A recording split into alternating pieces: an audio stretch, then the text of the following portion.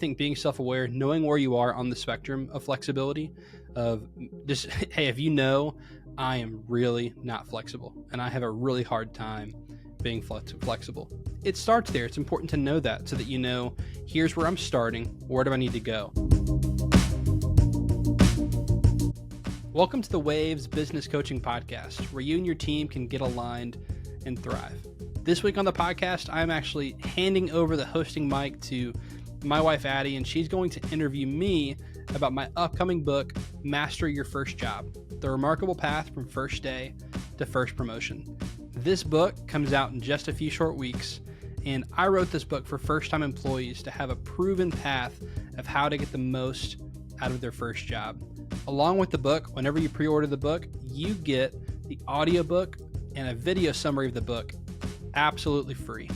This is something that I put a lot of effort into to make sure you have the resources to actually learn from and apply the book. I myself hated reading growing up and learned better from audio and video.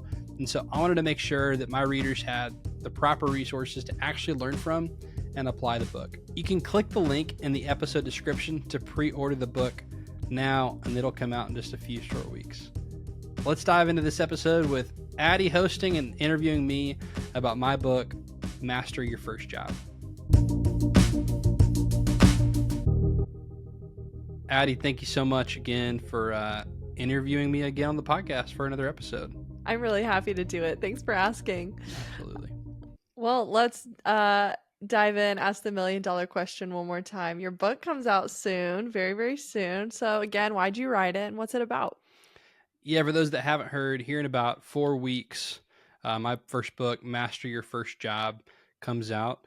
And I wrote this for first-time employees and people who are about to be first-time employees. So if you are, or if you know someone young in your life who is about to work at or working at their first job, I wrote this book for them. I think navigating your first job is extremely difficult, and most people don't have a proven plan or path laid out in order to navigate it successfully. Most people see their first job as just a job, just another box to check on, the game of life, and they don't take full advantage of their first job. So Master Your First Job walks you down a remarkable path from first day to first promotion. And I really wanted to give people a plan of how to get the most out of their first job. So that's what the book's about.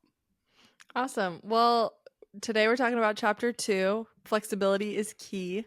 So why do you emphasize flexibility as a crucial skill for young professionals, especially whenever they're facing any unforeseen challenges at work? Whenever I was in high school, I went through a program called Student Leadership University. And so shout out to Jay Strack, Brent Crow, and the team over there. And it was one of the most impactful things I've been through in my life. I still apply some of what I learned from there today. And one of the things they talked about is the 11th commandment is blessed are the flexible, for they will not allow themselves to be bent out of shape. And that's actually a quote from Robert Ludlum.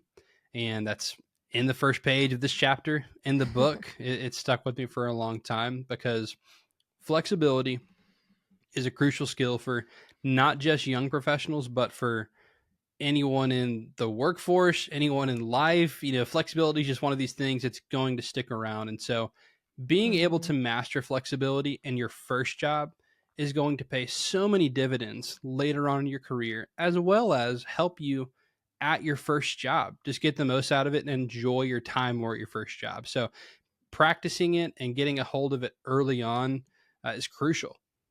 Yeah, for sure. What inspired you to discuss the balance between structure and adaptability whenever people are navigating an early career experience? So you know this about me. I thrive on structure. I love a good plan. I plan things out weeks ahead of time. If we're going on vacation, I'll have the suitcases out at least a week ahead of time, just getting ready. When we go on vacation, we'll drive down to Disney, and we have a 2-year-old. So I put in my Maps app. I favorite like every Chick-fil-A about every 50 miles or so, just in case we need to stop. It's already my favorite, so I can just click it really easily, and we have a Chick-fil-A to go, change our daughter, get a quick bite to eat. all the things. I love Yeah. a good plan. I love structure. I think it's very important. And different people are on different ends of the spectrum. I am on the structure end of the spectrum. So I needed this Yeah. chapter as much as anyone else did. And it's something I learned early on in my careers. There has to be a balance between this idea of structure and the ability to be adaptable. It's definitely possible to have both, and Hmm. it's important that you find balance between them. So I think that if you're like me and you're on the structure side of that scale, that's awesome. You can still learn how to be flexible. If you're on the completely adaptable side and you hate a plan, I think hey, you can add some structure, maybe flexibility doesn't come as difficult to you, but there's still principles within flexibility that you need to practice early on to get the most out of your first job and to get the most out Hmm. of your career. So I think a happy medium is where we all need to live.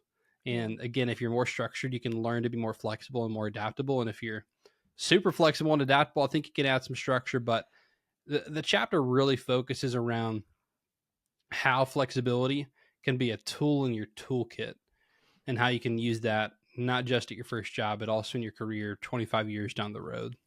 Yeah, for sure. Well, thanks. Yeah. And I like what you said about a happy medium.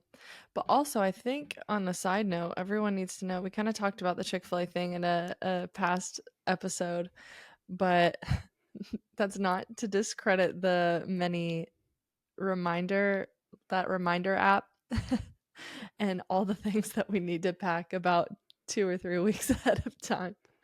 Oh, that's Anyway, right. I Yeah, digress. I digress. I do that. Goodness.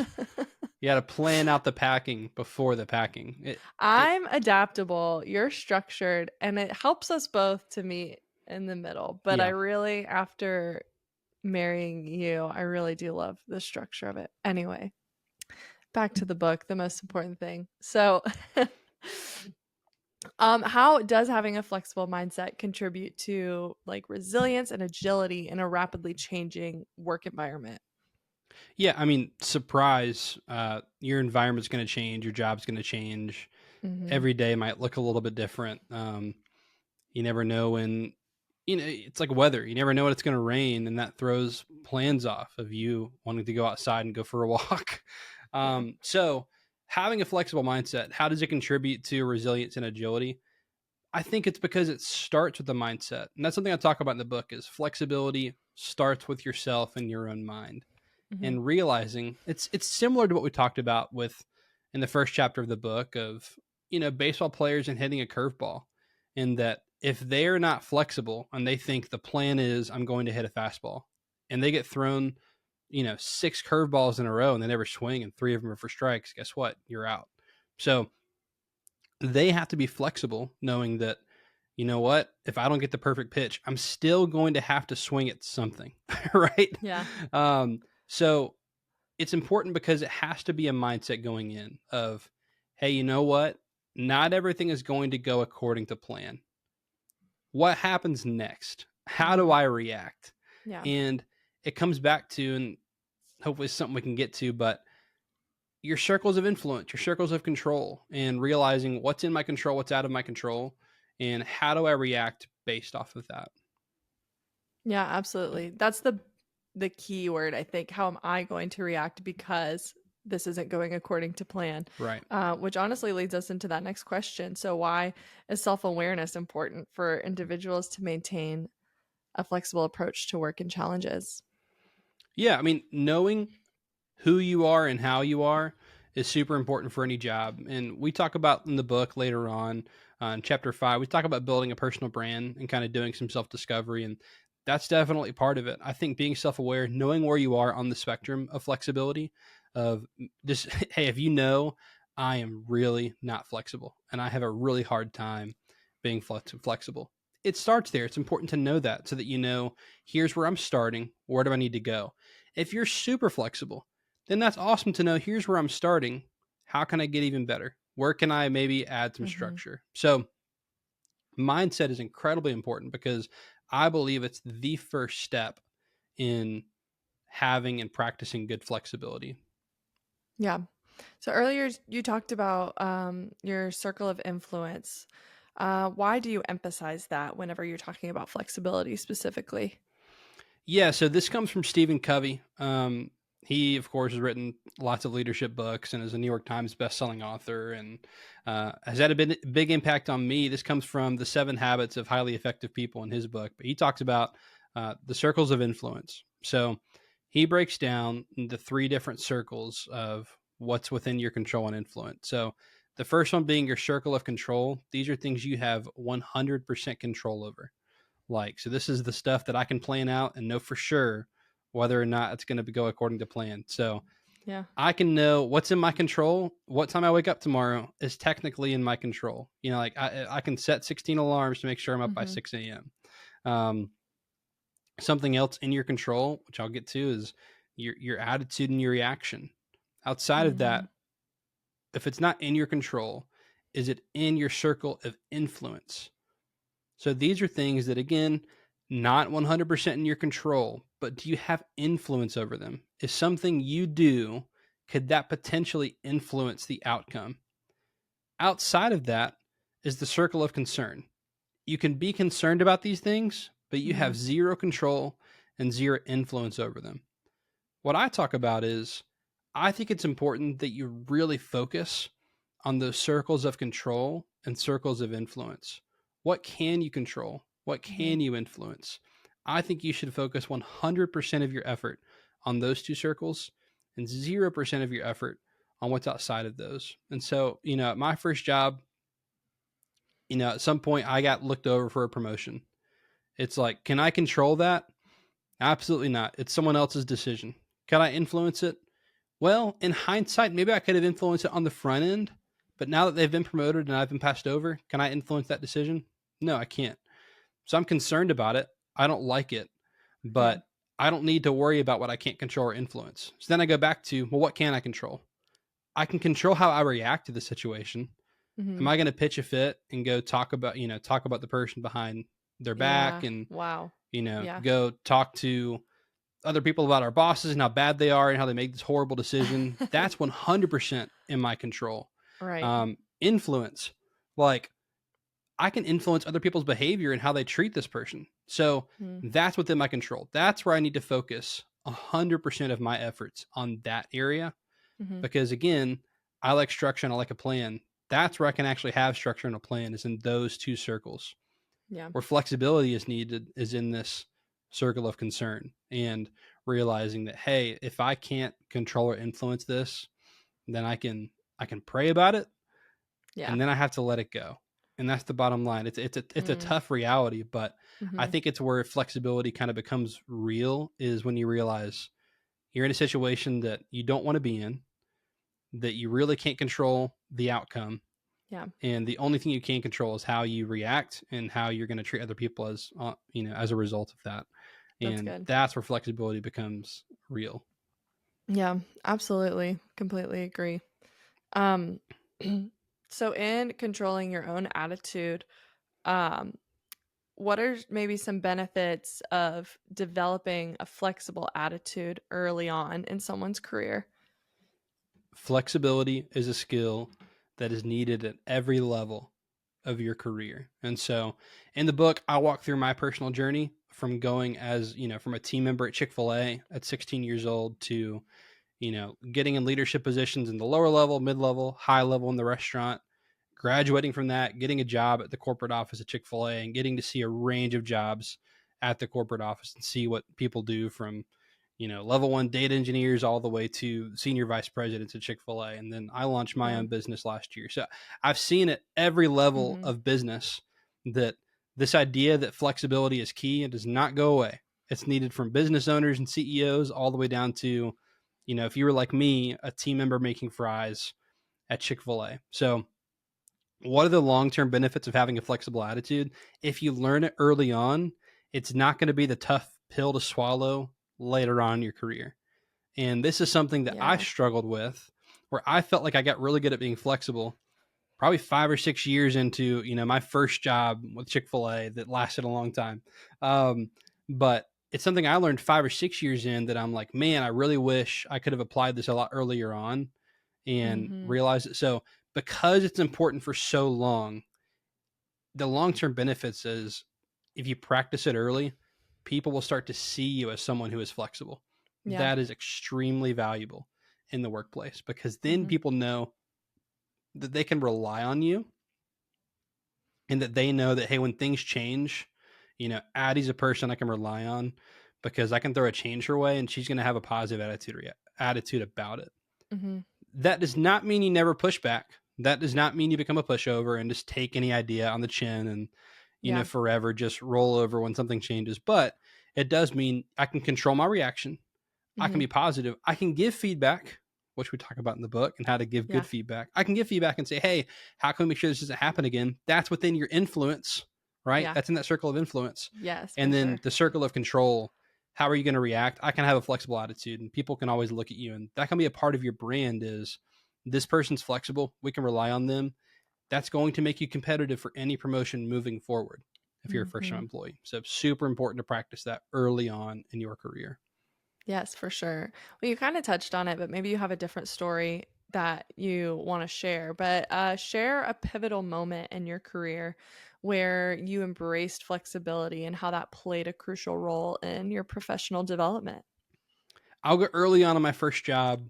I was hired to work front of house at Chick-fil-A, and I loved it. And I got to do stuff like bagging, so the person who bags the orders. I would do dining room and clean the dining room and refresh guest beverages. And I would do front counter and take orders in the front counter, and every position in the drive-through. Just loved it. It was people focused and speed focused and quality focused, and everything that Chick-fil-A is still.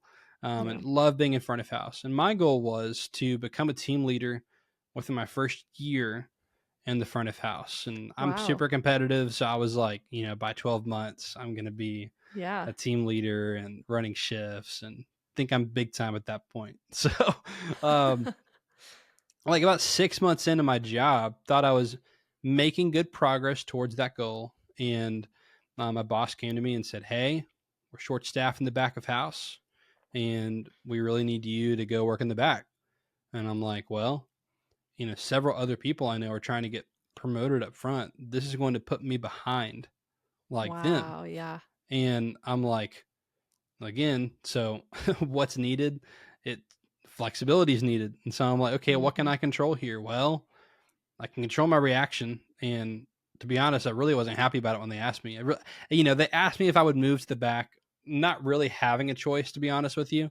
Yeah. It's like, hey, do you want to move to the back? You're moving to the back. Like they're being nice about asking about it. But I'm like, okay, well, I can control my reaction. And maybe my initial reaction wasn't great, but I'm like, okay, I'm not going to come back here and just have a poor attitude every single day on my shift. Mm-hmm. Like, I can figure out how can I grow and be good back here in this new position. Mm-hmm. Influence, I perceived the kitchen at that point, and the people in the kitchen is like not lower class, but I'll say worse attitude, and maybe like, hey, maybe they were in the kitchen because they didn't care as much. At least that was my perception. That wasn't the case at all. And so, how can I bring this, front of house hospitality mindset to the back of house? What can I influence, in that direction? And how Mm-hmm. can I, if I'm making food, think about, how can this make the guest experience better? Well, I'm going to make sure it's the best like chicken sandwich they've ever had, or the best fries they've ever had, and make sure that, this is their first time having Chick-fil-A. I don't know which guest that's going to be. So all the food better Mm-hmm. be really good. Um, and again, what was outside of my control? Can't control getting moved back there. And I really couldn't control what happened after that. Long story short, spent 6 months in the back, ended up moving back up front. At some time did get promoted up front, which was my plan. It was about at the year mark. And actually, my second promotion actually came because it was a position that needed front of house and back of house experience.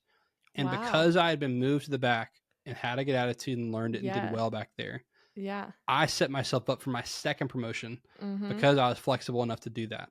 And so I'm like, my first promotion just kind of happened, probably would have happened regardless of, if I'd moved to the back or not. But my second Mm-hmm. promotion definitely went to, I had back of house experience and I had shown my flexibility at that point. So I say it took me a long time to learn flexibility. I practiced it a few times along the way, Yeah. but there's a story of, me being flexible and seeing the benefit of it later on down the line. It wasn't Yeah. immediate, but later on down the line, a Mm-hmm. raise and a promotion came because Yeah. I knew that flexibility was key. Yeah, absolutely. You just have no idea what could happen from just putting your yes on the table and having a good attitude about it. So That's right. super cool. Well, that's all the questions that I have for you, but thank you so much for this. Thanks, Addie. Appreciate it. Thank you so much for watching and listening to this episode of the Waves Business Coaching Podcast. A reminder, my new book, Master Your First Job, comes out in just a few weeks, and you can click the link in the episode description to pre-order the book right now. Along with the book, I'm giving away the audiobook and a video summary for free, so make sure you take advantage of those free resources that I've created for you and your team. If you're working at or about to work at your first job, I wrote this book for you. If you know someone or a person of influence of someone who is working at or about to work at their first job, I wrote this book for them. And I wrote it so that you can give it to them as a gift. This is the remarkable path from first day to first promotion, because the bottom line is the first job is just a job for most people. It's a box to check and nothing more. But everyone deserves a tool to help them get the most out of their first job and use it as a stepping stone and a resource for the rest of their career. That's what this book is, and I want to make sure that you or the person you know has the resources you need to thrive in your first job. So go ahead and click the link in the episode description, pre-order the book now. Thank you so much for watching and listening to this episode. Take care.